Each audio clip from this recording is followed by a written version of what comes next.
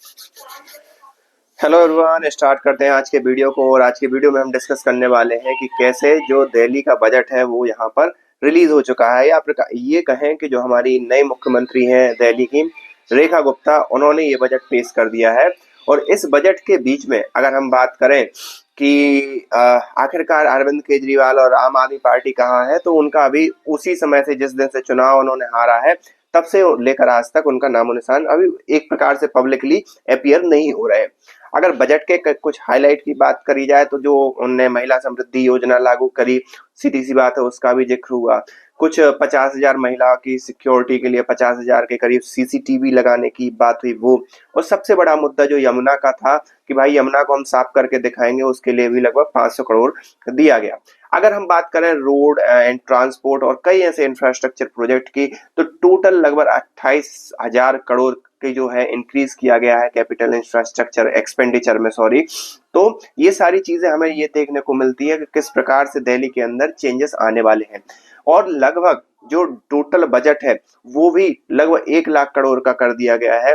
तो सीधी सी बात है, बजट भी बढ़ा है और ये सारी चीजें हुई हैं। लेकिन एक और उन्होंने जो वक्तव्य दिया कि यहाँ पर भ्रष्टाचार और ये सारी चीजें अब नहीं होंगी, क्योंकि जो भी है सब चीजें स्पष्ट एंड क्लियर होंगी जनता के सामने। और उससे ज्यादा जो राजस्व के लिए जो हानि हुई उसकी भी पूर्ति की जाएगी।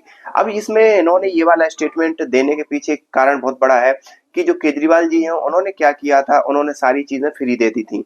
लेकिन आखिरकार जब आप चीजें कोई फ्री देते हो तो कहीं ना कहीं से आपको पैसे की जरूरत पड़ती है। और जब पैसे की जरूरत पड़ती है तो केजरीवाल जी ने उस जरूरत को पूरा करने के लिए शराब का रास्ता चुना कि शराब के ठेकों को हम बहुत कम दामों में बेच देंगे, उससे ज्यादा पैसा आएगा। तो साथ ही साथ पार्टी के फंड को पैसा मिलेगा और गवर्नमेंट को भी वो मैनेज कर लेंगे कैसे न कैसे। तो ये सारी चीजें उनके प्लान में थी और उसी कारण ये रहा कि जो दिल्ली का बजट सरप्लस में चलता था वो कहीं ना कहीं घाटे में चलने लगा था। तो ये सारी चीजें जो उनकी नीति थी वो फेल कर गई, क्योंकि आप अगर जनता को एक इंफ्रास्ट्रक्चर डेवलपमेंट करके नहीं दे रहे हो, चीजों में परिवर्तन करके नहीं दे रहे हो, तो सीधी सी बात है जनता को वो सारी चीजें दिखाई देती हैं, भले ही चाहे आप यहाँ से वहां से पैसा करते रहो। तो इसी क्रम में रेखा गुप्ता जी ने कहा कि अब यहाँ पर भ्रष्टाचार नहीं होगा और स्पष्ट रूप से आपको परिणाम दिखेगा जहां पर जैसा एक्सपेंडिचर हो रहा है।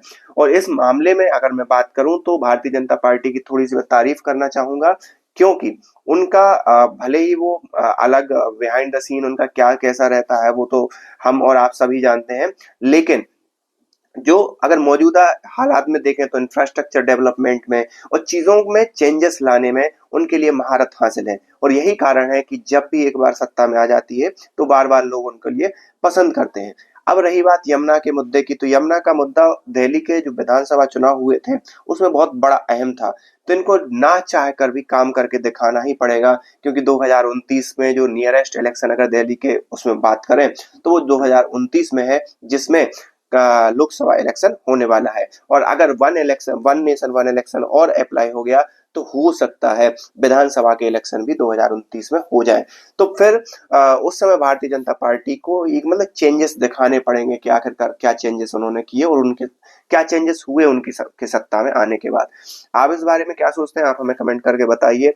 कुछ भी की हाईलाइट बजट से आपको फायदा हुआ, नुकसान हुआ, या आप उसके बारे में पॉजिटिव सोचते हैं, नेगेटिव सोचते हैं, या पिछले बजट के कंपैरिजन में जो अरविंद केजरीवाल की सरकार ने किया था उसमें क्या डिफरेंस है, ये भी आप हमें कमेंट करके बता सकते हैं। तो मिलते हैं नेक्स्ट वीडियो में, तब तक के लिए थैंक यू।